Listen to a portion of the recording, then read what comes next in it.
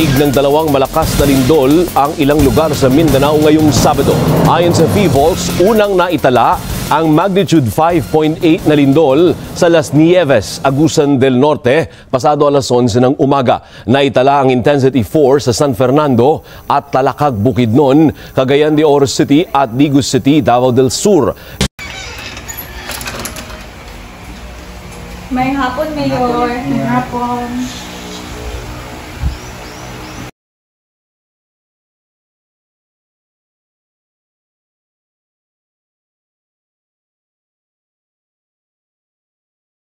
May buntag sa tanan. So, karon salamat kay sa inyong pagtambong diri sa atong meeting. Kabalo naman siguro tang tanan no nga aduna kitay dako problema nga giatubang karon bahin sa linog nga nahitabo gahapon. So karon kani nga panagtapok is para ni sa mga plano ug aksyon nga atong buhaton sa ato ang lungsod. Okay. Sa ato ang mga picture nga nakita diri, daghan jud kay damage, mga kabalayan, ang barangay hall nga wala pa nato nagamit, na damage na. So kani nga meeting is para ni siya nga mabuhatan natong aksyon. Karon kay nang hinaot mo nga mutingog ang matagos sa satuang o mupahayag sa ilahang mga gusto iingon og mga suggestion. So mag-una ta kay konsehal. As a councilor sa barangay poblasyon, ako yung nakita ang kapait o kaguol nga nasinati sa akong mga kabarangay. So isip ilahang councilor, ako naningkamot na kung saan mulo sa akong mga katawhan na dapat atuad yung maaksyonan dayon. May buntag Mayor, may buntag sananan. Ako dahil si Meros Palaka, inyong public health officer. So, ang priority is public health and safety. So, kinahanglan nato i-assess ang mga risks of disease nga pwede mulungtad sa ato ang komunidad. Labi na tungod kay sa pagkakaroon ang ato ang mga residente kay naka-evacuate na sila sa isa lang ka lugar sa ato ang evacuation center.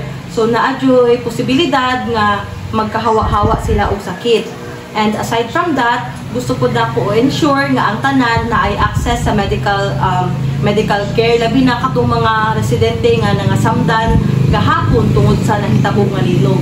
Aside from that, gusto ko na ko magmugna og program para sa ato ang mga residente para sa ilahang mental health support tungod kay aside sa mga pisikanlong panghitabo, kabaluta nga naadyo'y impact ang nahitabong linog sa ilahang mental health.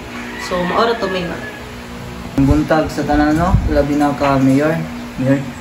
Yung buntag. So, ako dahil si Engineer James Mangkal ang na-assign sa ato ang munisipyo. So, what I can do first sa ato ang munisipyo is ang pag-assess sa mga damages, no? Gumikan sa nahitabong linog kagahapon. So, importante tuod nga ako ang ma-assess aron makaingon ta pwede pa ba balikan sa tag-iya sa mga balay ang ilang mga balay o ato anang i-demolish na lang aron wala na mga another mahitabo. So, mo lang to. Salamat. So, daghang kayong salamat sa inyong mga pahayag ug impormasyon o suggestion. Ang ako karon hinaot nga ato ag yung maaksyonan ang atong mga plano, dili lang kay kutob plano ug mo-cooperate ang tanan. So kagawad ngayo kog update sa mga panginahanglan sa imong mga kabarangay aron ato dayong matagag atensyon. So walay problema, Mayor. So as of now, Mayor, ang ato i-priority lang jud kay ang kaon sa katawhan labi na sa mga bata o provide po kita og medical attention para sa mga katawhan.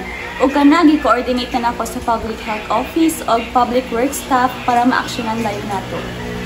So, according sa giingon sa ato ang councilor, ako anang na-mobilize ang ato ang medical teams and naki-coordinate na punta sa ato ang local hospital para maka-provide og care sa ato ang mga residenteng nasamdan.